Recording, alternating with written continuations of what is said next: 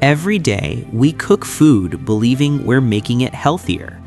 But what if I told you some of the things you trust most in your kitchen are completely wrong?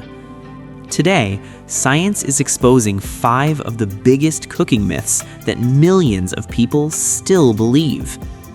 Myth 1: washing raw chicken makes it cleaner. In reality, water spreads bacteria like salmonella across your sink, plates, and hands.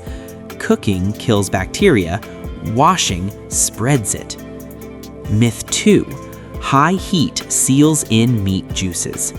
Science shows high heat actually pushes moisture out, making meat drier.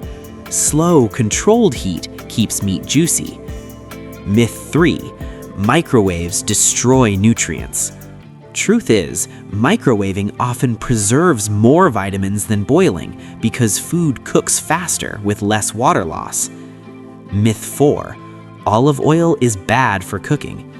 Extra virgin olive oil is stable at moderate heat and packed with antioxidants that protect your cells. Myth 5: brown food always means healthy. Burnt or overly browned food creates harmful compounds that can increase cancer risk. The truth is, healthy cooking is not about tradition.